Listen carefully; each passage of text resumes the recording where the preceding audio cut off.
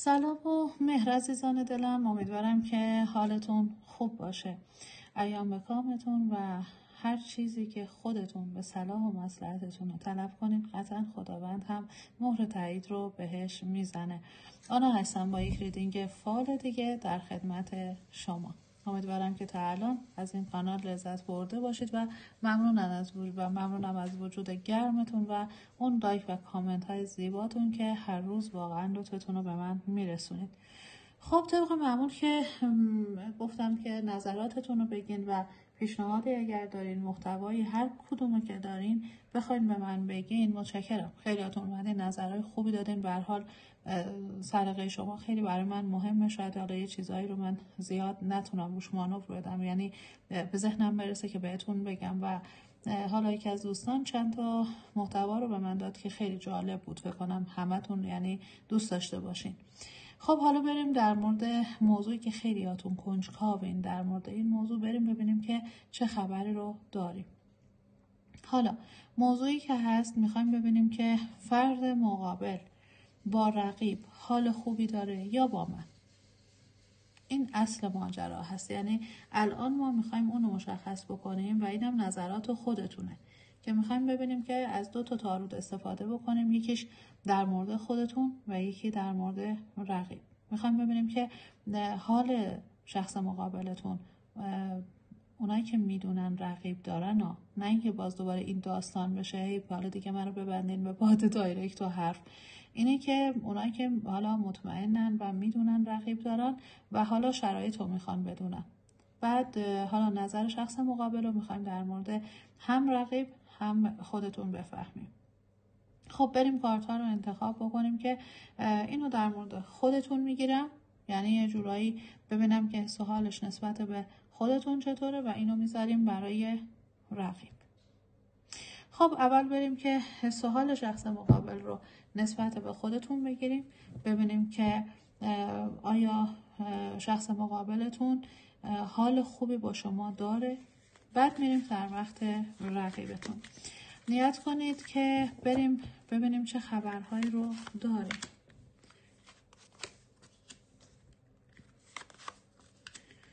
ببینیم چه خبره اینجا.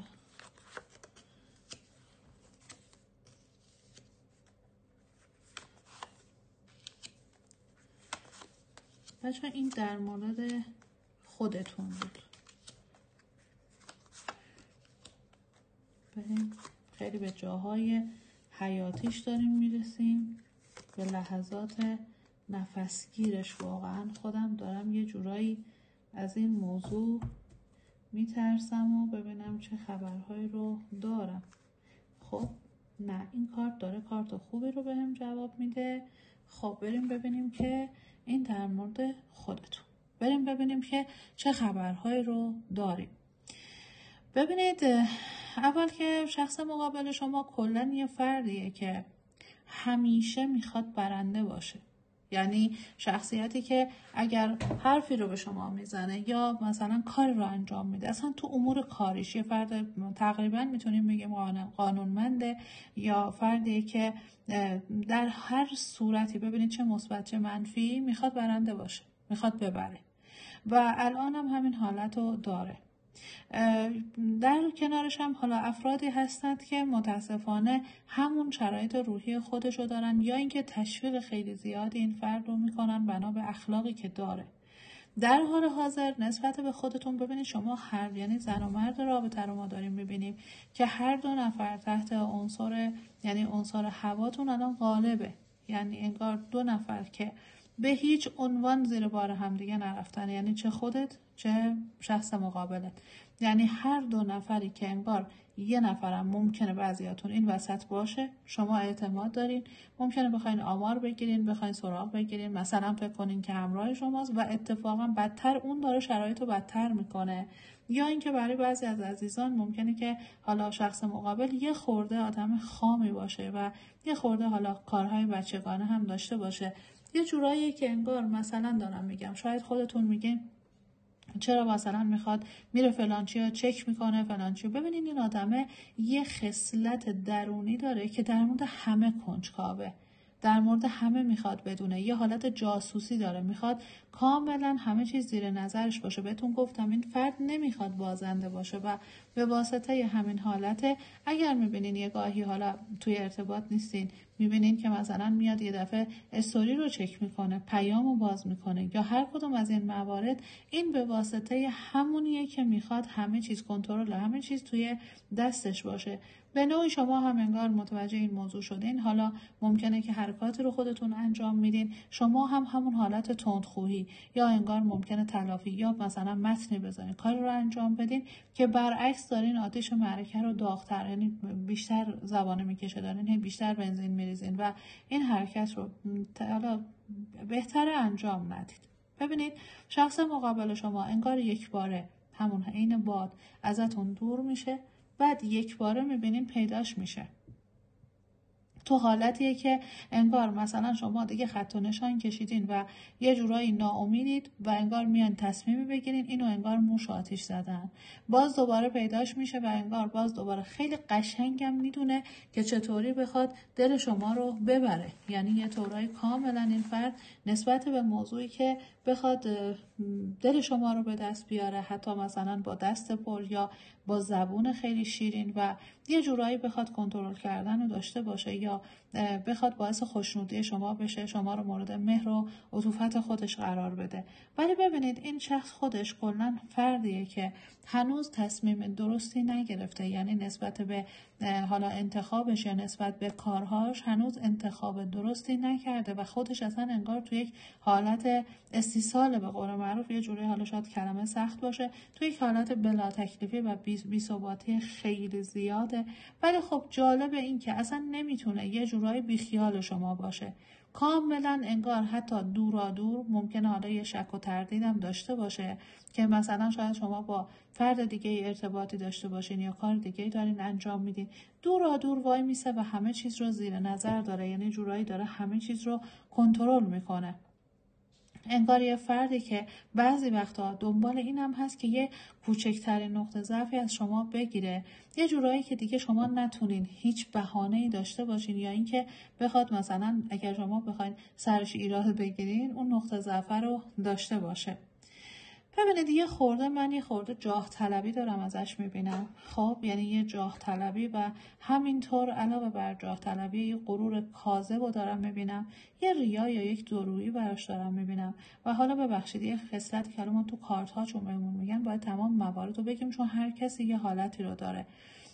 یه حالت هوس‌بازی من ازش دارم میبینم، یا ممکنه که یه شخصی که اصلا نمیتونه کنترل اون احساسات و حسای کاذبه اینجور حالتی رو داشته باشه. ببینید از این طرف شما تو شرایطی هستین که این ناراضی هستین از شرایط، به نوعی هم شما با هر رفتاری که این فرد داره میکنه، چون ترس محرومیت دارین، ترس جدایی و تنهایی دارین، به نوعی میترسین از دستش بدین. این شرایط باعث شده که میدون رو برای طرف مقابلتون باز گذاشتین، با اینکه ببینید چقدر جالب افتاده، با اینکه شما میدونین که رقیب دارین، یعنی با تمام این موضوعی که خبر دارین و میدونین، انگار جرئت نمیکنین حتی در مورد این موضوع صحبت کنین و به نوعی اعتراض بکنید. خب ببینید از درون دارین منفجر میشین ولی ظاهر آرومی رو دارین حفظ میکنید. ببینید اینجا یه خورده باید که خودتون برای خودتون ارزش قائل باشین که شخص مقابل شما اون حال خوبش رو بستگی به شما حالش رو خوب کنه، نه اینکه بخواد مثلا شما منتظر باشین و از ترس بخواین این موضوع رو تو خودتون بریزین به خاطری که ترس از دست دادن یا اینکه بخواین حالا همون نیمچه رابطه‌ای هم که هست از دستش بدین.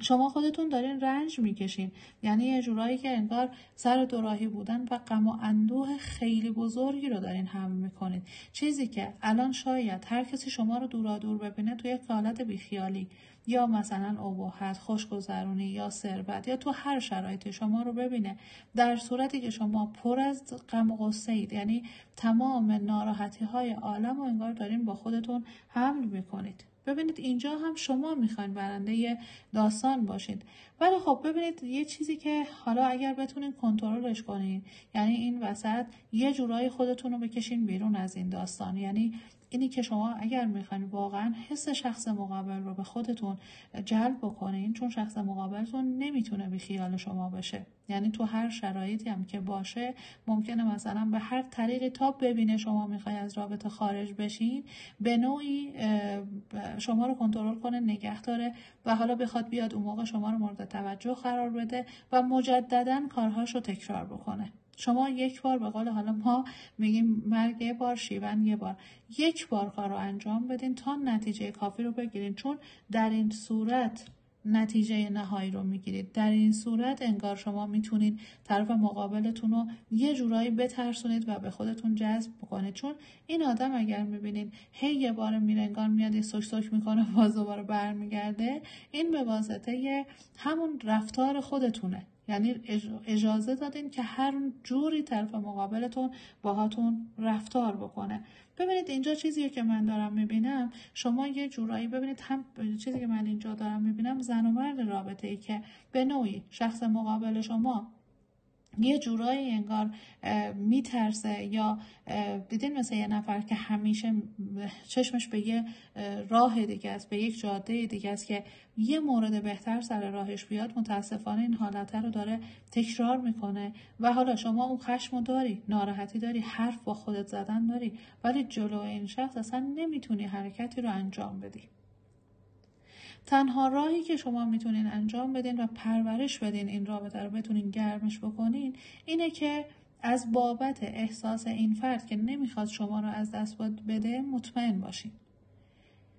خب چون اینجا من فردی دارم میبینم که انگار مثل یه فردی که میره ها، یه باره میره، بعد یه باره انگار یه شخصی که هول میفته و مجددا حرکت میکنه به سمت شما. یعنی این آدم انگار 2 تا پایگاه داره و این حالته جوریه که نوع رفتاری شما اجازه داده که این اتفاقا بیفته، چون شما بودین، یا مثلا ممکنه که خودش خواسته که شما رو وارد این رابطه کرده. به هر حال اینجا دیگه شما باید به رنج و عذابش نمیارزه، چون شما باید تلاش بکنید برای این رابطه و به نوعی بخواید حس شخص مقابلتون رو اصلا در مورد خودتون بسنجید که ببینین آیا اصلا صلاحه، آیا ارزش موندگاری تو این شرایط رو داره یا خیر. حالا اینجا ما کارتی که داریم میبینیم کارت خورشیده. یعنی این یعنی چی؟ یعنی که حس دوست داشتن، حس علاقه. کارت خورشید در مورد رضایت و حس 2 طرفه و گرمی و انرژی بالا میگه. اگر حرفا رو گوش بدین، اگر چیزهایی که مثلا داریم بهتون میگیم این راه و مسیر، نه که بریم بشینید دستتون رو بذارون دستتون و بگین چون آخر فال گفت اینجوریه پس میشه. نه، ببینید با کارهایی که گفتیم یه ذره باید خودتو زحمت بدی یا یه خورده غم و اون حالت جدایی رو تحمل بکنی و تصمیم سختی باید بگیری. ببینید ریسکه، این قماره. شما این ریسک رو که دارید میکنید ریسک به نفعتونه. ببینید یا اینوری یا اونوری بالاخره تکلیفتون مشخص میشه و قطعا اینجا ما نتیجه موفقیت آمیز رو برای شما داریم میبینیم. ببینید اینجا ما چون شما رو داریم میبینیم که برنده این تو این رقابت، کاملا برنده این. ببینید شخص مقابل شما به نوعی زمانی که میاد پیشتون حالش با شما خوبه، ولی زمانی که از شما جدا میشه انگار مجددا شما رو نمیشناسه و این بده. چرا؟ چون یه آدمیه که هم به قول معروف خدا رو میخواد هم خرما رو میخواد، یعنی میخواد همه چیز رو با هم داشته باشه و این اینه که شما اجازه این رفتار رو دادین و شما اگر یک دست ازش بگیرین مجبور تلاش بکنه که مجددا حرکتی رو انجام بده، چون اینجا کارتی که ما داریم کارت خورشید داره شما رو به یک حالت اعجاز روی عشق و حس و علاقه 2 طرفه و دوست داشتن هدایت میکنه. یعنی نتیجه‌ای که میتونید روی شخص مقابلتون داشته باشید، چون این آدم به هر شکلی، من از اول فال بهتون گفتم که این شخص نمیخواد شما رو از دست بده، یعنی در هر صورتی نمیخواد. پس شما باید از این موقعیت استفاده بکنید و یه جورایی اون چیز خودشو، اون لقمه خودشو به خودش بدین، یه جورایی توپو بندازین تو زمینش تا بتونین برنده این میدون باشین. شخص مقابلتون نسبت به شما حس داره، دوست داشتنش هست، ولی چون انگار مثل یه فردی که یه جا آروم و قرار نداره باز دوباره انگار حرکتاشو انجام میده، چون خیالش بابت موندگاری شما راحت شده. حالا میخوایم بریم که حس و حالشو روی رقیب بگیریم که ببینیم حس و حال شخص مقابل شما روی رقیب چطوره، آیا حالش بهتره؟ بریم ببینیم چه خبرایی رو داریم.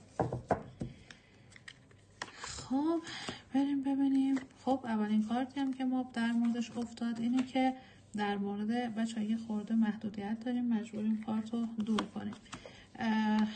اولین کارتی که افتاد دقیقاً در مورد کارت رقیب صحبت میکنه.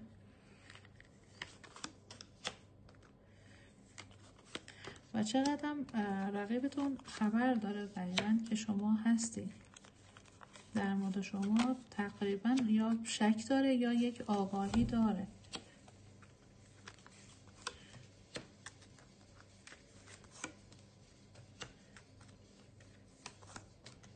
خب بچه ها داستان داره جالب میشه، خیلی داره جالب میشه، یعنی بمونید تا آخره. بچه این کارت بذاریم من یه کارت جلوش بذارم ببینید، چون کارت ستاره بود و ما محدودیت داریم به خاطر حالا ویدیوها، مجبور شدم که برش گردونم، یعنی 2 تا کارت تقریبا ممنوعه رو ما داشتیم، به خاطر همین کارت رو پایین نیاوردم.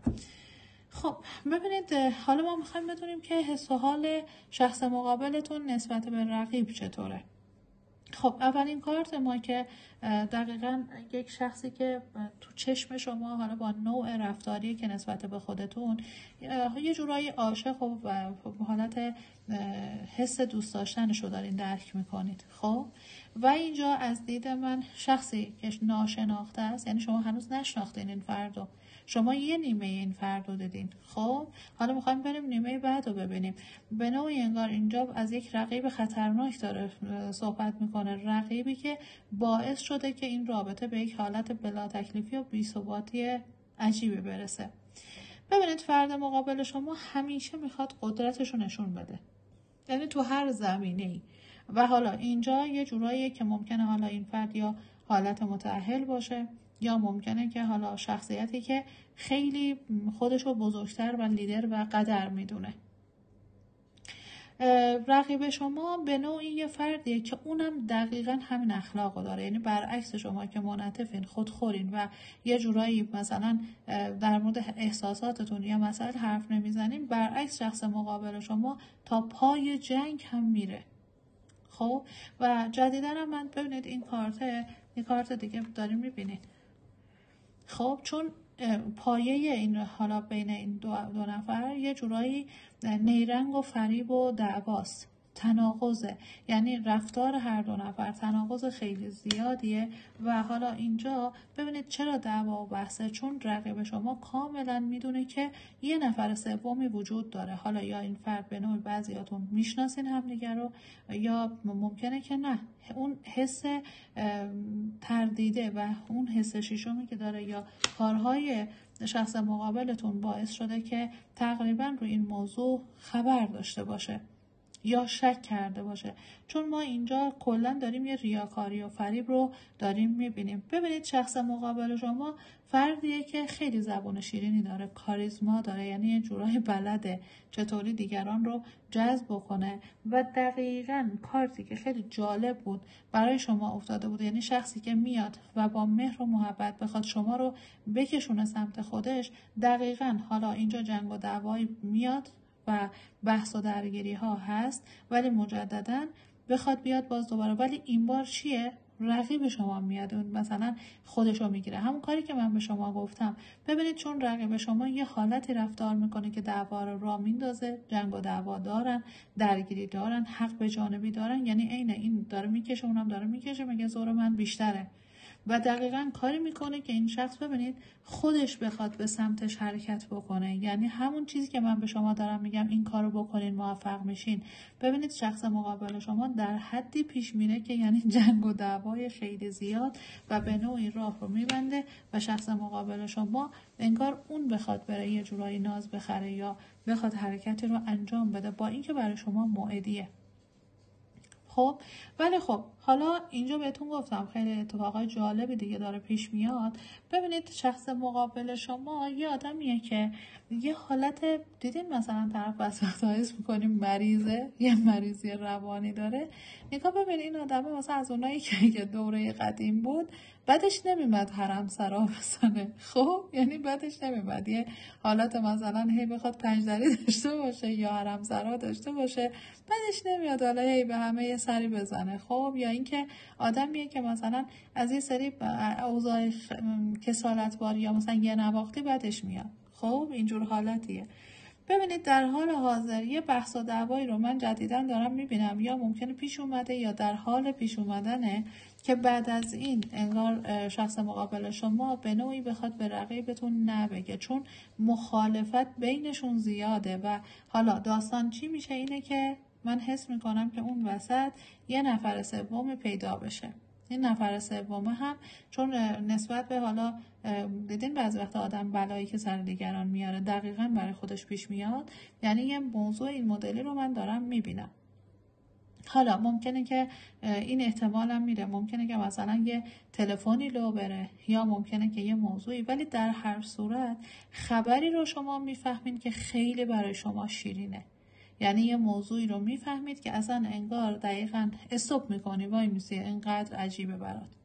ببینید فرد مقابل شما آدمی که بهتون گفتم زبون شیرینی داره، یعنی در هر صورت آدمی که نمیخواد اطرافیانش رو از دست بده، تو هر شرایطی انگار همه رو توی جایگاه نگه داشته. و حالا اینجا جوریه که اینجا من یه جنبه خوشگذرانی رو دارم میبینم، یعنی بین شخص مقابل شما و اون رقیب دورانی رو دارم میبینم که گذراست، یعنی دائمی نیست. این کارت برای ما کارتیه که تداعی میکنه شما دورانی که یعنی این دو نفر دارن یه دوران اصلا فال اینجور یعنی تاروت اینجور مواقع میگه من هیچ سفارشی به تو نمیکنم. چرا؟ چون اصلا آینده ای نداره، دائمی نیست. یه چیزی که اساسی و دائمی باشه و موندگاری باشه رو من نمیبینم، چون یه حالت خوشگذرانی تقسیم شادی ها رو داریم میبینیم.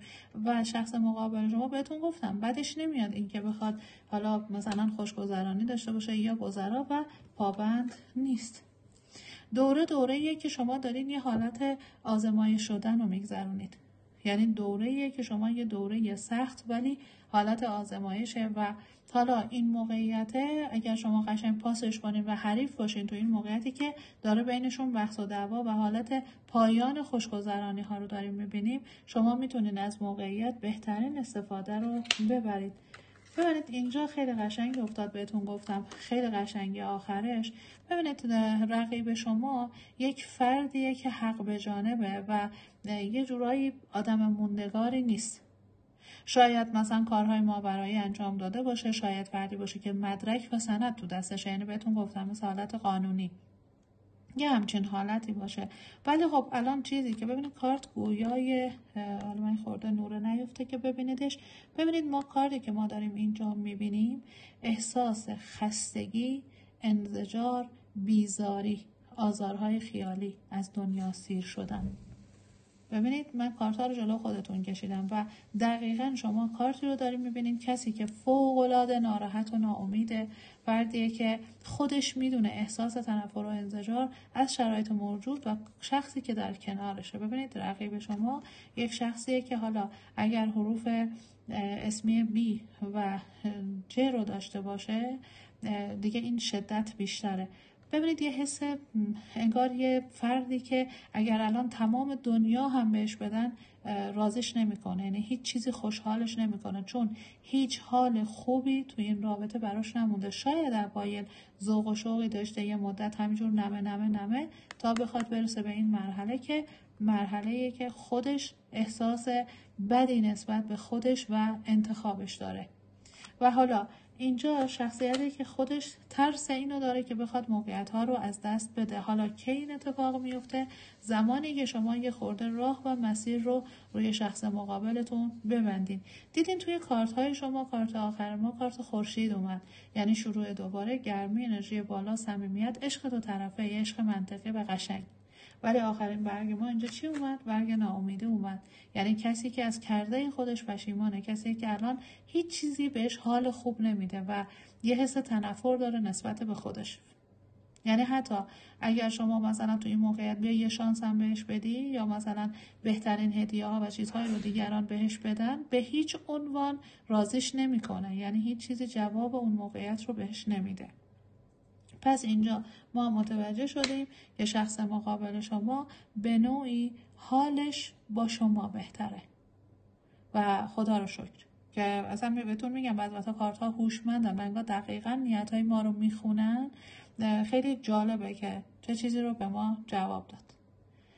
خب امیدوارم خیالتون راحت شده باشه، نفس راحت بکشین. خودم داشتم میمردم، گفتم اگر الان حسش نسبت به شما بد بود من دیگه همینجوری باید داستان داشته باشم تا بعد بخوام یه فال دیگه بذارم که این ورقو برگرده ببینیم درست میشه یا نه. ولی بعضی وقتا واقعا باید با حقیقت کنار بیام.